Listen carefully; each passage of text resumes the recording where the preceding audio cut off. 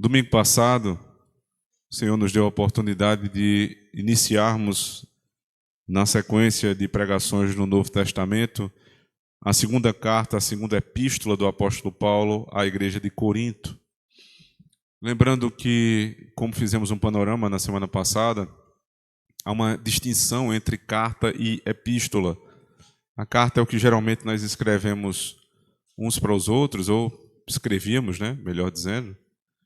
E a epístola é um gênero literário que foi criado dentro do cristianismo, muito provavelmente pelo próprio apóstolo Paulo.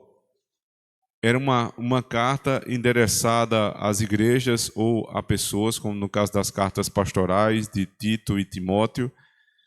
Elas tinham uma estrutura própria, onde Paulo tratava ponto a ponto, e o endereçamento não era somente a uma pessoa, geralmente, mas a uma igreja.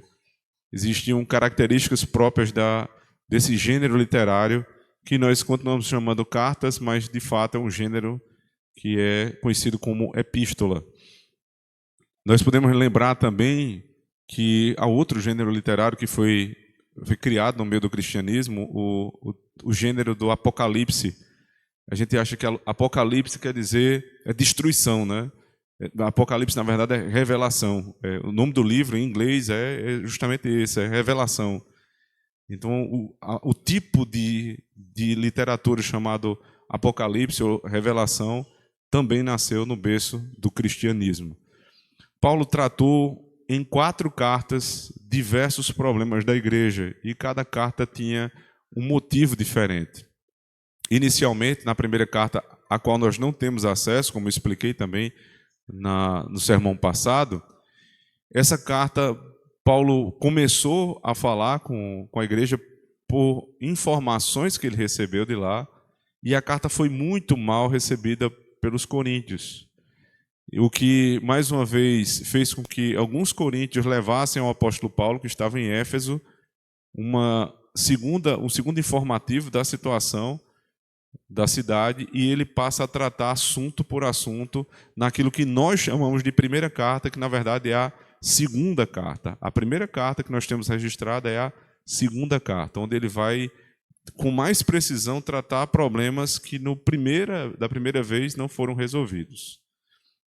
Paulo deseja visitar a cidade de Corinto. Ele finaliza a carta dando graças a Deus por alguns irmãos que foram visitá-lo para mais precisamente informar do que estava acontecendo na igreja. Paulo não queria tomar nenhuma atitude por fofoca, por ouvir o que um ou outro dizia, mas por meio de uma carta e com a complementação desses irmãos que trouxeram e foram citados lá nas saudações finais do apóstolo. E aí ele envia uma terceira carta, que fica conhecida como carta das lágrimas, a carta do sofrimento do apóstolo, a carta da tristeza. Porque Paulo é muito duro nessa carta, ele precisa elevar o tom, já que os irmãos não estavam ouvindo o que dizia o apóstolo. E aí vem a quarta carta, que para nós é a segunda que nós começamos a ler e expor na semana passada, onde Paulo tem um tom muito mais brando, porque ele recebe notícias que a igreja está melhor. Isso mostra, irmãos, como o ministério pastoral, ao longo dos anos, ele tem muitas fases. E às vezes a gente vê, o pastor mudou, o pastor está mais tranquilo, o pastor está mais bravo, o pastor está... É claro, porque ele vai... Primeiro que ele é um homem, então as pessoas, de fato, elas têm fases de vida diferentes, e também porque isso tem muito a ver com a situação da própria igreja, o que a igreja está precisando. Quando a igreja precisou ser exortada duramente, Paulo fez isso na carta chamada Carta da Tristeza, a terceira carta. Mas quando a igreja ela responde, então Paulo começa a falar de maneira mais branda, aqui na quarta carta da sequência, ou na segunda das que fazem parte do cânon bíblico. Inicialmente, Paulo começa se apresentando, como ele sempre faz, apóstolo de Jesus Cristo, verso 1 e 2, como vimos na semana passada, não pela vontade dos homens, mas pela vontade de Deus. E o irmão Timóteo, mostrando que Timóteo estava junto dele, cita uma pessoa que em hierarquia da igreja era menor do que ele, para mostrar que ele não é um homem vaidoso, mas é um homem que trabalhava em conjunto. E ele disse, Timóteo está com ele, a igreja de Deus, ou seja, uma igreja que dava trabalho demais a Paulo. Mas ele lembra, a igreja de Cristo, a igreja de Deus, eu preciso me esforçar por ela. Não é minha igreja.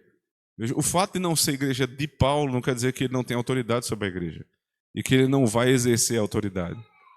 Às vezes as pessoas confundem, né?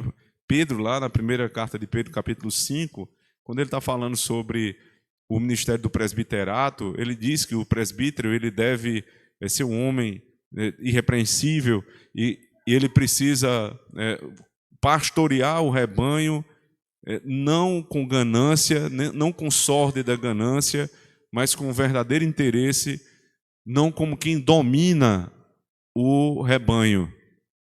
Aí muita gente acha que dominar um rebanho é exercer a autoridade, confundem as coisas. Paulo exercia a autoridade, não dominava o rebanho. Porque Paulo nunca requeriu dos crentes de Corinto aquilo que não estava na palavra. O que é dominação? O que é tirania? É requerer o que Deus não requereu. É passar por cima da autoridade que Deus lhe deu. Então Paulo está sendo muito cuidadoso aqui com os coríntios. A igreja é de Deus, mas eu preciso exortá-la, que está em Corinto com todos os santos que estão em toda a Caia. A carta ia ser circular. Graça a vós outros e paz da parte do nosso Deus e Pai, da parte do nosso Pai e do nosso Senhor Jesus Cristo. Essa é a saudação inicial. E por que Paulo menciona pela vontade de Deus? Eu falei na semana passada que ainda restava um grupo que não baixava a cabeça para o que o apóstolo Paulo dizia. Consequentemente, não se submetia à palavra de Deus. Era o grupo dos homens que não reconheciam o ministério apostólico do apóstolo Paulo. Não reconheciam. Então, esse é um povo que dava muito trabalho.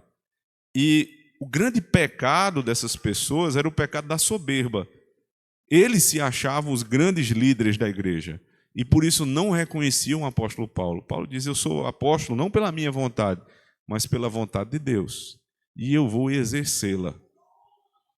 É por isso que ele começa a quarta carta, que do capítulo 1 até o capítulo 9 é extremamente branda. Mas brando não quer dizer que ele não tenha problemas a tratar, especialmente o problema da soberba da igreja, que muitas vezes é tratada por Deus, esse problema é tratado por Deus por meio da tribulação. Nós vamos ouvir o que Paulo tem a dizer à igreja hoje, versos 3 até o verso 11. Ouçam a palavra do Senhor. Bendito seja o Deus e Pai de nosso Senhor Jesus Cristo, o Pai das misericórdias e o Deus de toda consolação, que nos consola em toda a nossa tribulação, para que também possamos consolar os que estiverem em alguma tribulação, com a consolação com que nós mesmos somos consolados por Deus. Porque como as aflições de Cristo são abundantes em nós, assim também é abundante a nossa consolação por meio de Cristo. Mas se somos atribulados, é para a vossa consolação e salvação. Ou se somos consolados, para a vossa consolação e salvação, é a qual se opera suportando com paciência as mesmas aflições que nós também padecemos. E a nossa esperança acerca de vós é firme, sabendo que como sois participantes das aflições, assim o sereis também da consolação. Porque não queremos, irmãos, que ignoreis a nossa tribulação, que nos sobreveio na Ásia, pois que fomos sobremaneira agravados, mais do que podíamos suportar, de modo tal que até da vida desesperamos.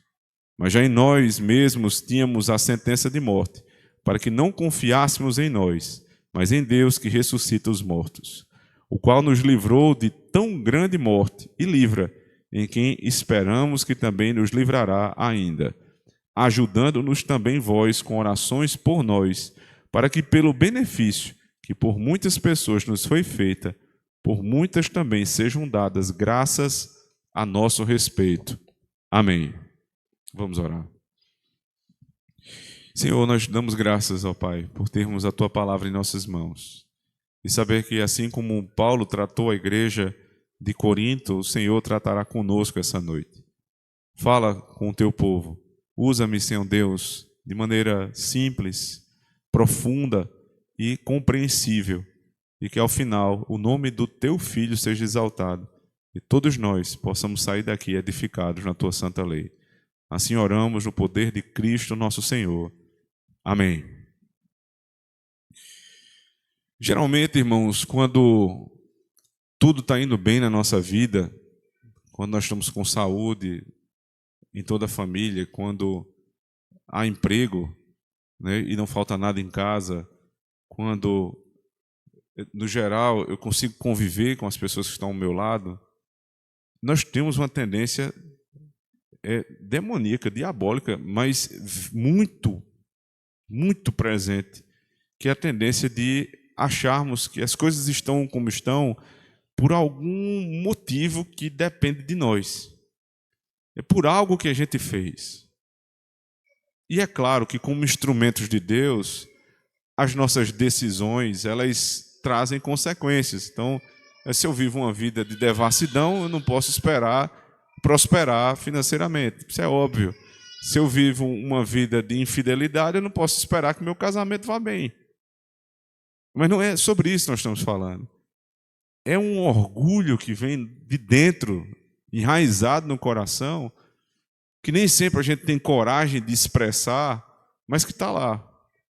E que no fundo, a gente diz assim: está tudo indo bem, que eu sei o que eu estou fazendo. Porque eu sou inteligente, eu sou uma pessoa sábia, eu sei lidar, e eu começo a falar isso para mim mesmo, e eu começo a gerar cada vez mais orgulho e segurança em mim mesmo. Até que, de um dia para a noite, irmãos, Deus pode fazer com que as nossas seguranças, as nossas antigas proteções, elas ruam, elas caiam, e em menos de 24 horas está tudo mudado. Não foi por esse motivo, mas Jó passou por uma situação como essa. Jó era um homem temente a Deus, que se desviava do mal, que tinha tudo que uma pessoa queria ter ou poderia ter, do ponto de vista material e espiritual, e do dia para a noite ficou sem nada. Absolutamente sem nada. Nós temos um exemplo famoso na Escritura de José, que vivia na casa dos seus pais muito bem, com certo conforto, e por conta de um sonho que trouxe um certo orgulho para o coração dele, viu a sua vida ruir. E Deus trabalhou no coração de José, fazendo com que José ele fosse vendido, humilhado, fosse alvo de injustiça, fosse parar numa prisão, e quando não parecia ter mais nenhuma esperança, Deus fez José enxergar que aquele sonho era verdadeiro, mas que antes da glória havia uma cruz. Às vezes não é a prisão que Deus usa. Às vezes não é uma injustiça como de José. Às vezes é um diagnóstico. Quando nós estamos na consulta médica e você abre e a notícia não é boa. E as pessoas que passam por uma situação como essa, o que elas contam é: eu perdi meu chão naquele momento. Às vezes é a empolgação com o trabalho, com o emprego, com a empresa, de uma hora para outra, tudo começa a dar errado. E você perde o chão. E as coisas vão sendo modificadas do dia para a noite. E aquilo que parecia a nossa segurança já não faz o menor sentido. Porque a nossa segurança, irmãos, nunca estará nas circunstâncias. Todas elas são efêmeras, passageiras. Elas não se baseiam em nada que não seja na vontade de Deus. Tua família vai bem, dê graças ao Senhor, é só misericórdia dele. Tua saúde vai bem, dê graças a Deus. Não é porque você é cuidadoso, é porque você faz isso e aquilo, não é porque Deus quer que seja assim. É claro que o uso correto dos meios é a minha responsabilidade e obrigação, mas isso não garante nada. Quantos atletas não chegam ao ponto de terem doenças graves? Quantas pessoas bem-sucedidas do ponto de vista financeiro veem sua empresa quebrando?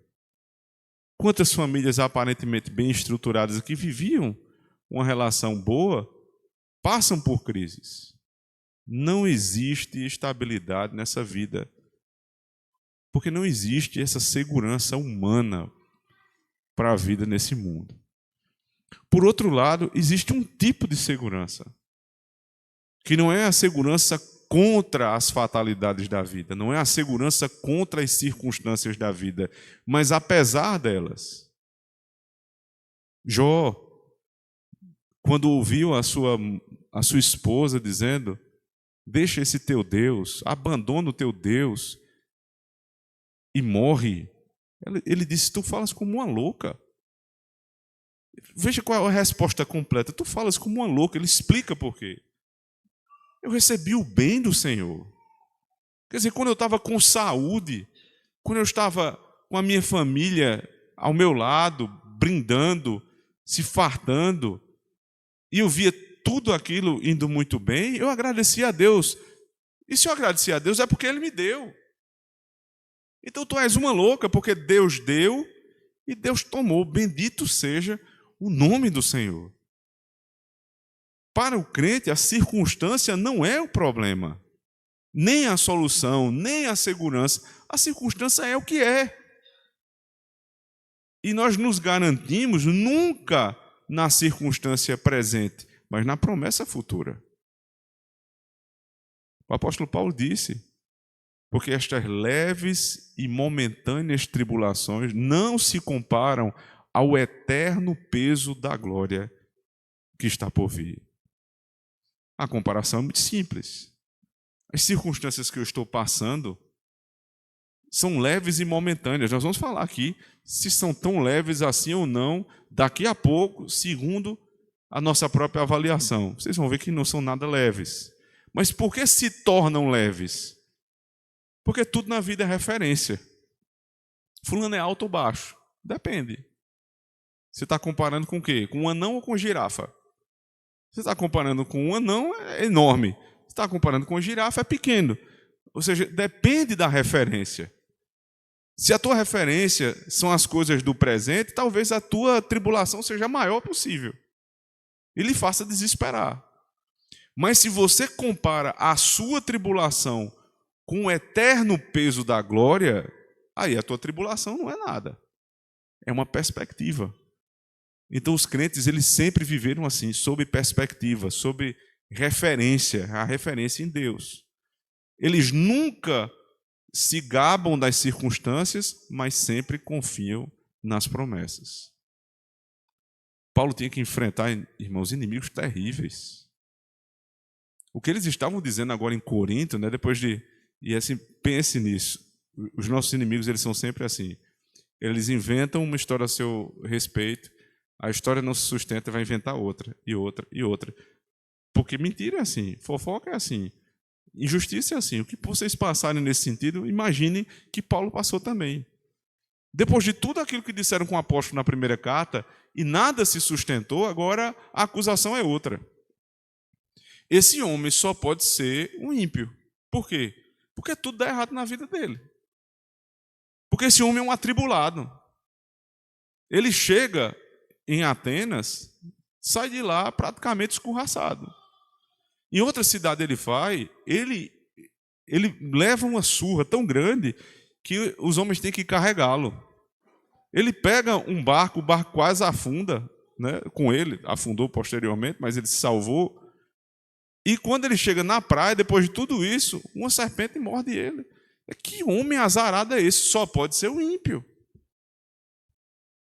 Os irmãos lembram que foram as mesmas palavras e as mesmas acusações que fizeram com Jó? Os amigos de Jó, o visitando e vendo aquela situação, disseram: você precisa pedir perdão pelos seus pecados. Porque ninguém chega a esse ponto se não tiver pecado. Jó, te arrepende, para que Deus possa tirar de sobre você o peso da disciplina. Jó disse: eu não fiz isso, não é por minha conta. Porque os homens acham assim, irmãos. As maiores seitas no Brasil, elas se basearam nisso. Você vem para cá, dá todo o seu dinheiro, o seu patrimônio, porque a gente garante que Deus vai lhe dar em dobro. Aí quando isso não acontece, é falta de fé sua. O problema está em você. Então eles ficam cada vez mais ricos e a igreja é cada vez mais pobre. Mas a culpa sempre é da igreja. Porque eles são do jeito que são, porque a culpa está neles. É o discurso, é a pregação dos amigos de Jó. É a pregação dos amigos de Jó. E era a pregação também desse grupo sectário na igreja de Corinto. Paulo não pode ser um apóstolo, não pode ser um homem de Deus, porque homens de Deus não sofrem tanto assim. Isso é o oposto do que disse o próprio Cristo e do que viveu o próprio Cristo. O que Cristo nos ensinou foi: no mundo tereis aflições, mas tende bom ânimo, eu venci o mundo. É sobre isso que nós estamos sendo preparados, sobre tribulação. Então Paulo não vai apenas se defender, Paulo vai ensinar a igreja como é importante que ele, como pastor da igreja, passe por tribulações e como isso é uma bênção para a igreja.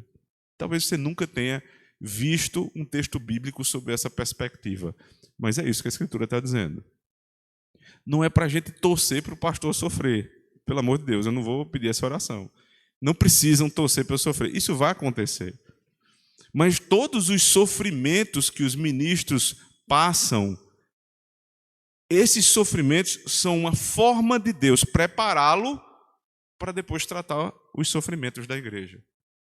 Imagina o contrário, o ministro que nunca passou por tribulação. A vida dele é um mar de rosas. Quando você for falar da sua tribulação, ele não tem experiência própria. Então Paulo diz assim: ao contrário do que estão dizendo, deste argumento vil de que eu não sou o ministro fiel, porque tudo dá aparentemente errado na minha vida, isso não é verdade. Deus está usando as minhas tribulações para ensinar a igreja.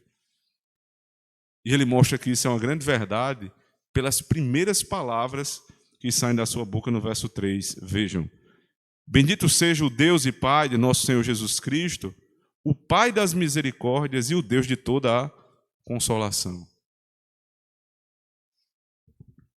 Sendo atribulado e sendo perseguido, em primeiro lugar, Paulo não é um murmurador. Paulo começa com a doxologia, com a adoração. Bendito o Deus e Pai do nosso Senhor Jesus Cristo. As palavras dos crentes, as palavras dos pastores da igreja sempre devem ser palavras de louvor a Deus, nunca de questionamento. Porque eles vão ensinar o povo a reagir aos problemas da vida. Então Paulo, meio a toda essa confusão, a igreja de Corinto acabava ouvindo esse grupo, né, que acusava Paulo de não ser um homem de Deus. E Paulo, ao invés de começar se defendendo, não, ele começa exaltando a Deus. Lembra do que eu disse semana passada? Se alguém é teu inimigo, não se explique a ele. Porque os inimigos não estão nem aí para as tuas explicações. O que você precisa fazer é cuidar dos teus amigos. A Escritura nos ensina, quanto aos inimigos, nós devemos orar por eles, e se eles precisarem de comida e bebida para não morrerem, nós vamos socorrê-los. Mas é só isso. Não nos há uma obrigação de explicarmos àqueles que nos odeiam, mas nós devemos seguir a vida com aqueles que Deus nos deu. Em primeiro lugar, o Senhor e a igreja. Bendito Deus e Pai do nosso Senhor Jesus Cristo, o Pai das misericórdias e o Deus de toda consolação. Veja quanta teologia há nessa expressão do apóstolo Paulo. Ele é o Deus e Pai do nosso Senhor Jesus Cristo. Porque Jesus Cristo é filho de Deus nas duas naturezas. Não é só na natureza divina, não. Ele é filho de Deus na natureza divina porque ele é Deus, gerado eternamente do Pai. Mas ele é filho de Deus também na concepção natural, como homem, porque para engravidar Maria foi o Espírito Santo que engravidou. Então Deus, ele é Pai de Cristo nas suas duas naturezas. Ele é o Pai do nosso Senhor Jesus Cristo, o Pai das misericórdias e o Deus da consolação. esse Deus que é o Pai do nosso Senhor Jesus Cristo, ele não é o Pai de uma misericórdia, não, de muitas, todas as possíveis. Nós podemos pensar na misericórdia que diz respeito ao dia a dia, aquela que Deus não nos dá aquilo que nós merecemos no nosso cotidiano, porque se Ele desse, nós seríamos disciplinados inúmeras vezes ao dia, e a misericórdia da salvação. Ele nos derrama misericórdia de diversas formas o dia inteiro. Aí ele continua, veja no verso 4. Que nos consola em toda a nossa tribulação, para que também possamos consolar os que estiverem em alguma tribulação, com a consolação com que nós mesmos somos consolados por Deus. Porque como as aflições de Cristo são abundantes em nós, assim também é abundante a nossa consolação por meio de Cristo. Mas se somos atribulados, é para a vossa consolação e salvação. Ou se somos consolados, para a vossa consolação e salvação, é a qual se opera suportando com paciência as mesmas aflições que nós também padecemos. Eu sei que os pensamentos do apóstolo Paulo às vezes são tão elevados que é difícil a gente acompanhar. Mas se nós formos por partes, os irmãos vão entender o que Paulo está mostrando aqui. Primeiro, que nos consola em toda a nossa. Veja, ele está falando de si, com Timóteo. Ele escreveu a carta com Timóteo. A nossa consolação em toda a nossa tribulação, para que também possamos consolar os que estiverem em alguma tribulação. Ou seja, as consolações e tribulações que eu e Timóteo estamos passando têm um objetivo que não é em nós mesmos, mas em vocês. Ele continua com a consolação que nós mesmos somos consolados por Deus. Ou seja, o que eu vou consolar, a forma como eu vou consolar vocês, é porque eu já fui atribulado e eu já fui consolado. O ministro não pode falar daquilo que ele não vive. Porque é interessante, irmãos. Eu não vou dizer que é obrigatório. Porque quando o texto diz assim, que o presbítero seja marido de uma só mulher, é que ele precisa ser monogâmico, né? Mas eu entendo, irmãos, que por todo o peso do texto, se dá uma preferência que o ministro seja casado e tenha filhos. E que eles façam todos os esforços para que seja assim. Porque existem muitas tribulações da vida que quem não é casado, não tem filhos, não tem como experimentar.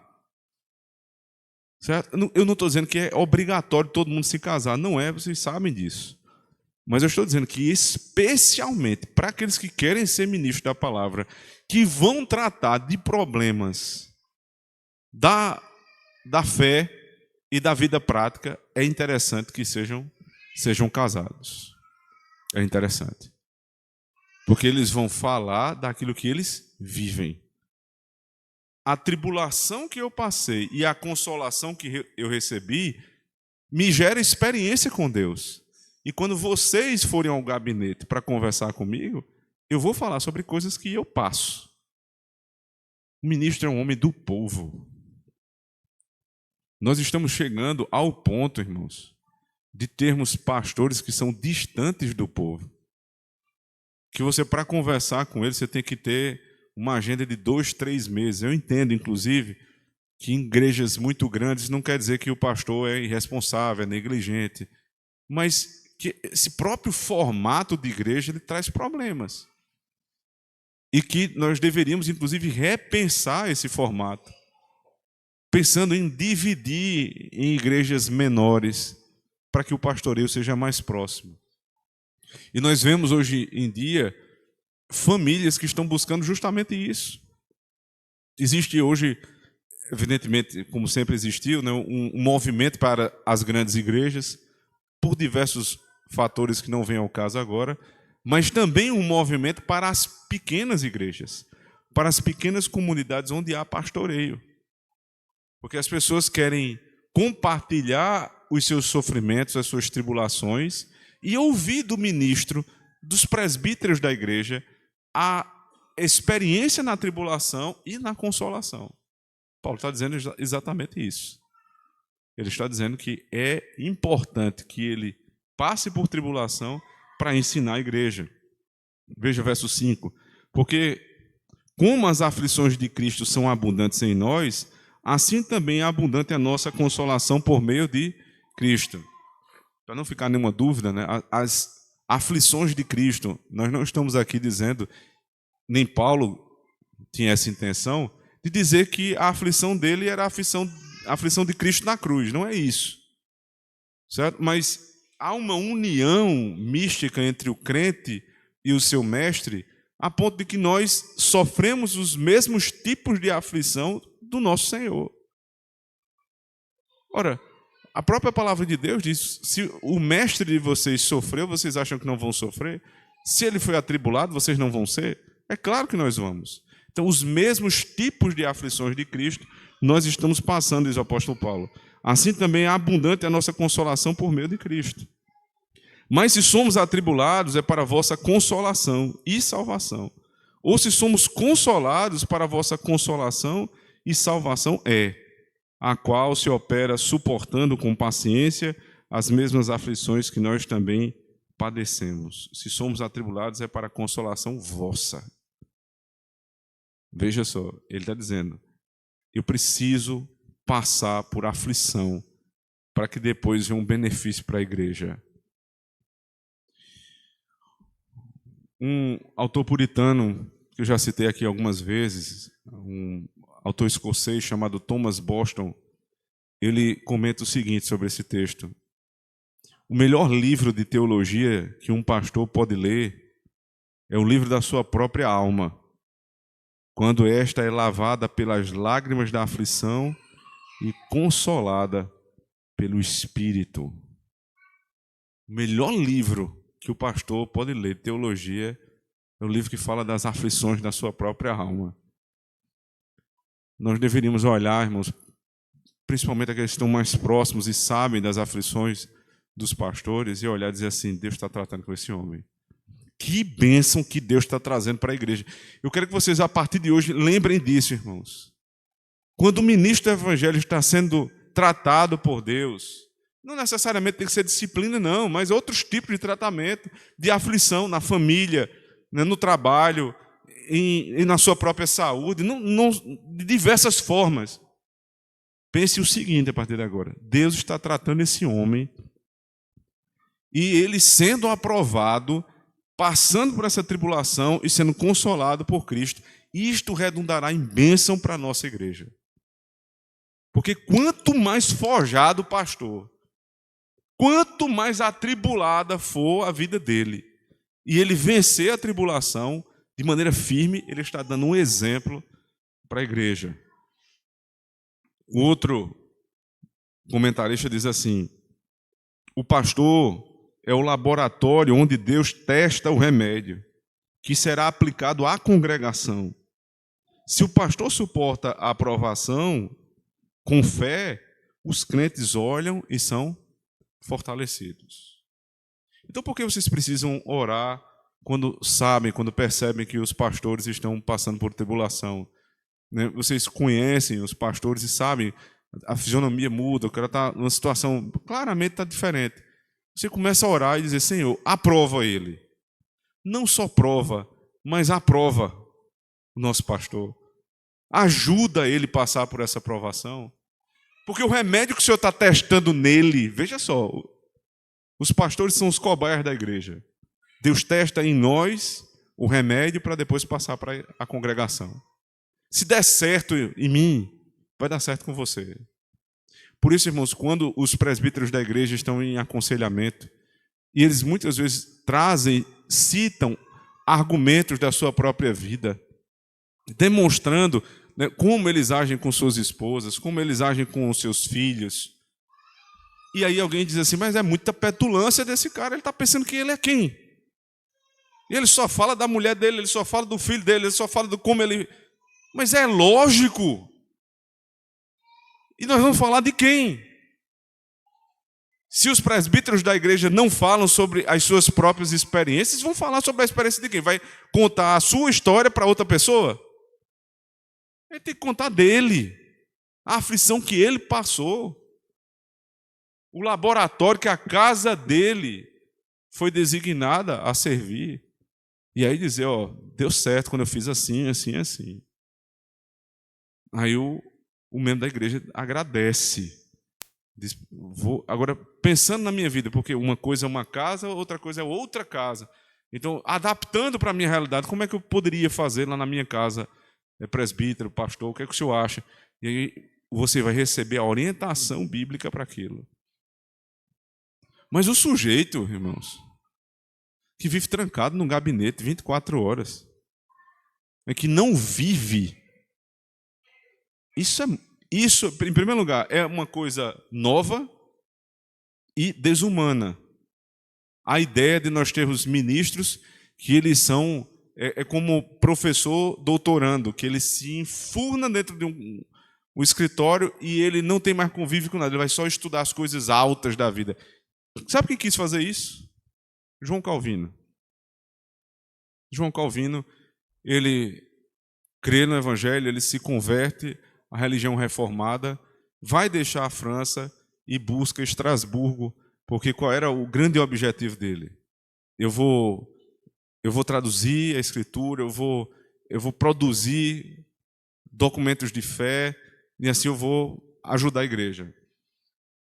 No meio da estrada tinha Genebra. E em Genebra ele se encontra com um amigo seu. E esse amigo, que era também um ministro do Evangelho, diz a João Calvino, eu preciso de você aqui para você me ajude no trabalho de reforma de Genebra. E Calvino diz, eu não vou não, eu preciso estudar. O meu negócio, eu sou pastor da teologia, né, teologia teórica, e vocês vêm para a prática. Eu vou produzir, vocês leem e aplicam na igreja. Ele foi amaldiçoado, caso ele continuasse nesse intento. Ele foi amaldiçoado. Um dos amigos de Calvino, Guilherme Farel, ele diz palavras duras contra o seu amigo. Diz, se você for para Estrasburgo, Deus vai pesar a mão na sua vida. Pedindo, evidentemente, com educação, ele ficou, né? E ficando, passou tribulações terríveis. Irmãos, ele foi praticamente expulso da igreja. Imagina que ele ficou pensando, né? Que amigão, hein? Eu ia lá estudar, ia ficar tranquilo, aí ele me faz ficar aqui nessa igreja, eu sirvo a igreja e depois o povo quer me expulsar. E ele sai de lá, passa um tempo estudando como ele queria, e sabe o que acontece? Passados alguns anos, a igreja pede, implora para Calvino voltar. Nós precisamos do Senhor aqui. Eu não é mais um amigo, agora é a igreja precisa. Nós precisamos do Senhor. Se Calvino tivesse ido, eu não tenho dúvidas que Deus o usaria lá como aquele que produz o texto bíblico, o texto, né, documento de fé e institutas.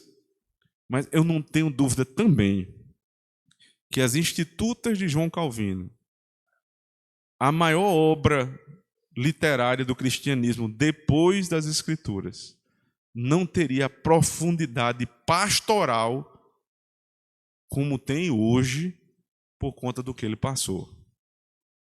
Os comentários de João Calvino não seriam tão pastorais como são se Calvino tivesse seguindo para Estrasburgo.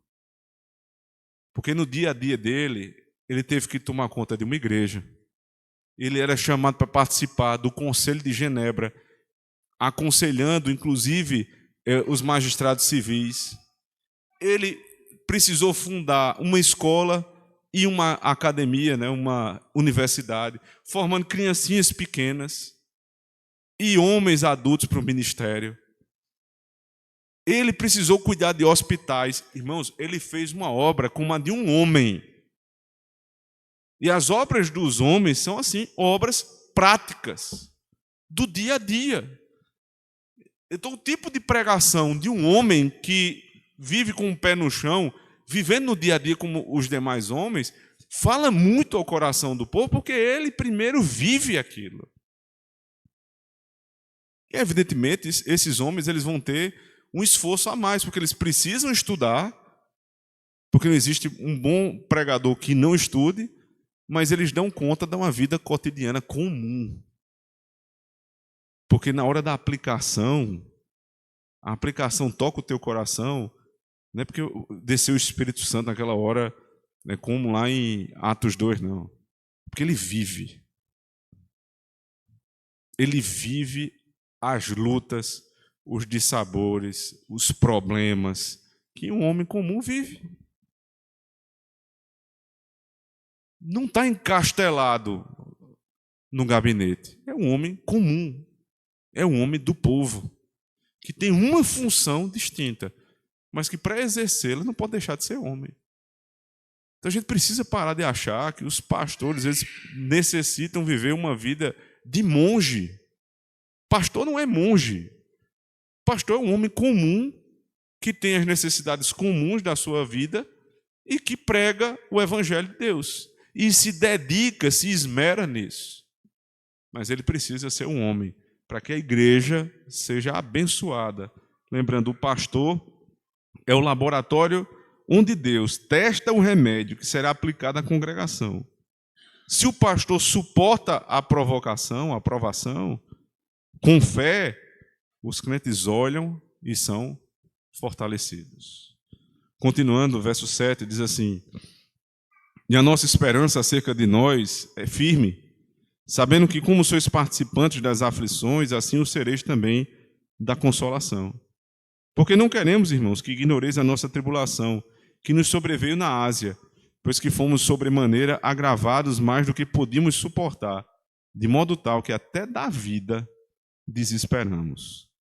Veja só, a nossa esperança, verso 7, acerca de vós é firme, sabendo que como sois participantes das aflições, assim sereis também da consolação. Paulo está injetando ânimo na igreja. Eu tenho fé em vocês, porque vocês têm aprendido com as minhas tribulações e a fé de vocês, a esperança de vocês está sendo aumentada. Mas eu não posso desconsiderar o que nós passamos. Ele vai dar o exemplo, né, que ele mesmo passou na Ásia, no verso 8. Que foi isso que aconteceu na Ásia? Depois vocês podem conferir em casa, Atos 19. Né? É da metade do texto para frente, não sei exatamente o versículo, mas a própria divisão da sociedade bíblica faz mostrar a rebeldia que aconteceu em Éfeso. Éfeso era uma cidade idólatra, né, onde existia uma deusa muito conhecida chamada deusa Diana. E se eu pudesse fazer uma comparação, a mais próxima seria com Juazeiro do Norte, aqui no Ceará, que é uma cidade extremamente idólatra, que depende muito do turismo religioso para ver aquela estátua, comprar, né, no comércio, usar os hotéis, as pousadas da cidade, os postos de gasolina, ou seja, movimenta todo o comércio por conta de um santo. E as pessoas vão diretamente para lá para fazer algo relativo àquele santo que eles tanto creem. Imagine você chegar um homem lá e começar a pregar e perceber que as pessoas estão deixando a idolatria, queimando os seus ídolos, que era a tua mercadoria, e não indo mais para a estátua do Padre Cícero, mas indo para a igreja no domingo.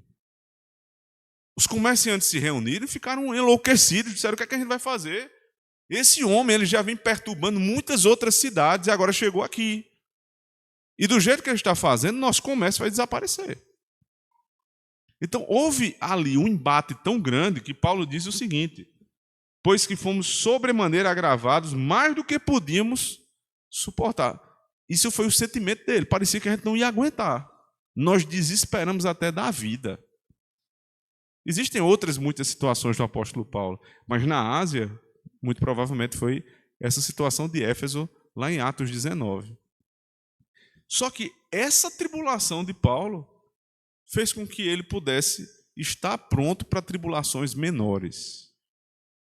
Porque não tenha dúvida, muito provavelmente, as doses de teste são dadas ao cobaia. Não é a população que vai usar depois. Quando um animal está sendo usado por cobaia, não é só o remédio que é usado, mas a dose é também testada.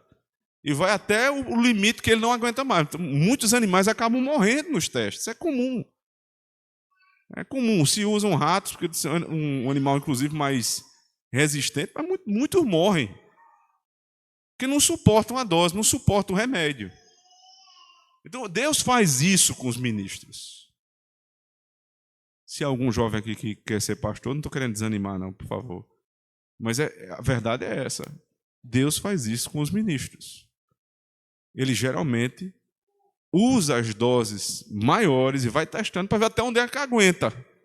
E depois, essa mesma tribulação ou tribulações semelhantes, em dose adequada, é utilizada com vocês. Isso é o Evangelho, isso é a nossa religião. Sejam bem-vindos.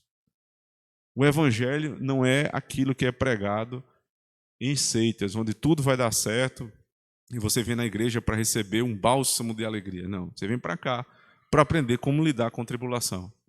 Como ter fé, esperança nas promessas e não segurança na circunstância.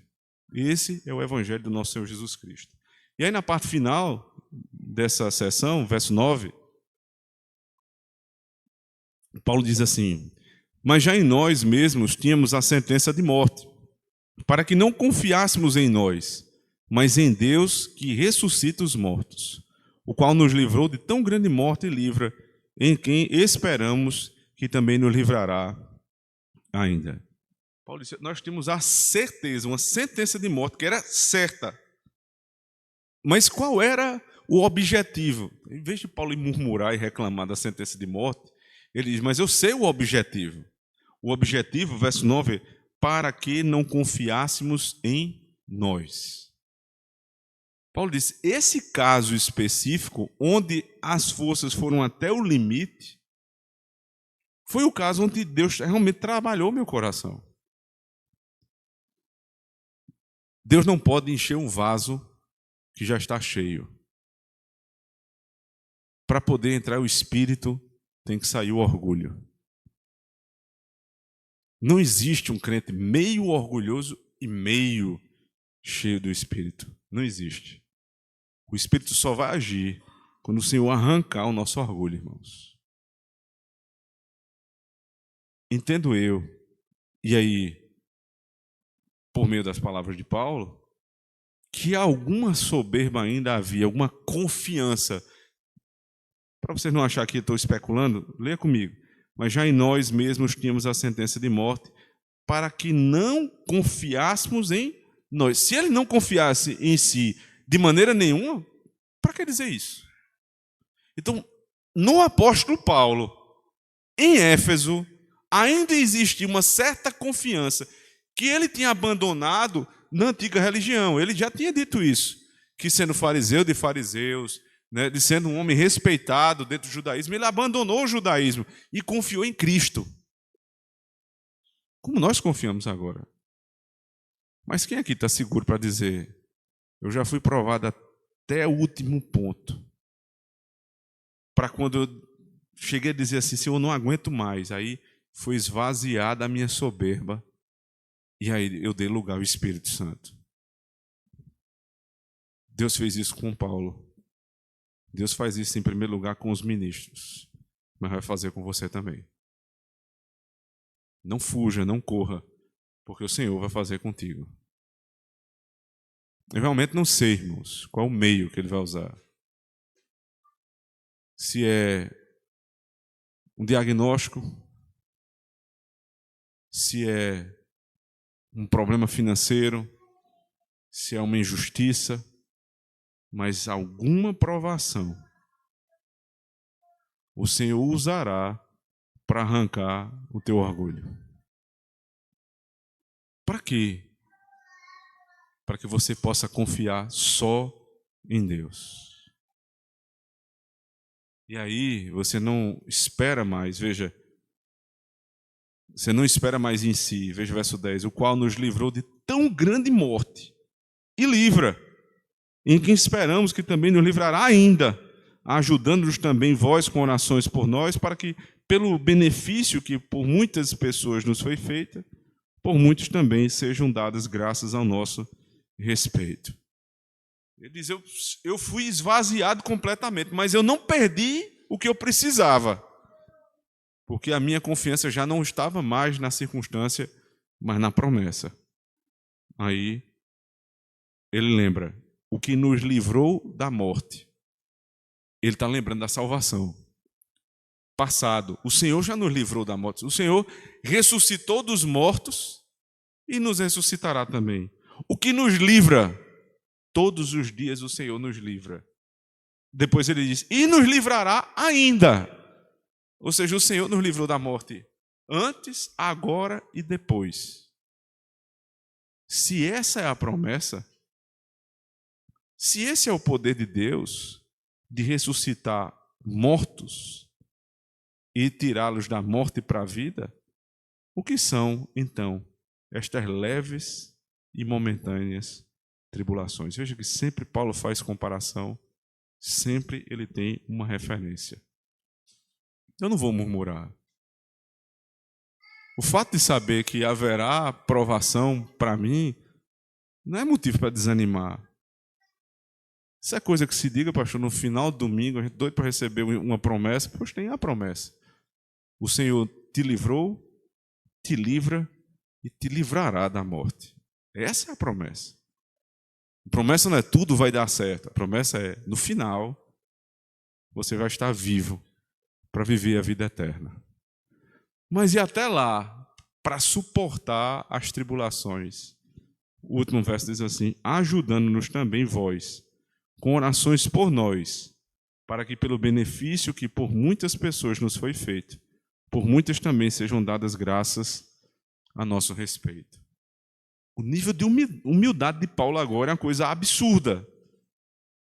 Ele disse, agora eu quero contar, irmãos, depois de falar para vocês das tribulações que eu passei, eu quero contar com as vossas orações ao meu respeito.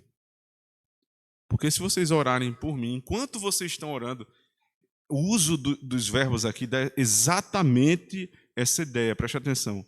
Enquanto a igreja está orando por mim, o Senhor está trazendo muitos benefícios para vós e para nós, para que as bênçãos do Senhor sejam derramadas a nosso respeito. Então, irmãos, nós estamos juntos no mesmo barco. O Senhor usará o ministro da igreja para as grandes provações, testará, usará como cobaia, para que veja até onde a congregação suporta. Depois ele começa a provar a congregação. E aí o que nós temos de arma é, primeiro, a esperança. O Senhor nos livrou, nos livra e nos livrará da morte. E depois a oração. Firmes na promessa e firmes na oração, nós não cairemos no desespero. Por que os crentes muitas vezes caem no desespero? Porque ao invés de confiarem em Cristo e em suas promessas, eles creem na circunstância e na força do braço. E ao invés de orarem, eles começam a tentar buscar salvação no político fulano de tal, no amigo não sei quem. A nossa esperança está no Senhor e no Senhor somente.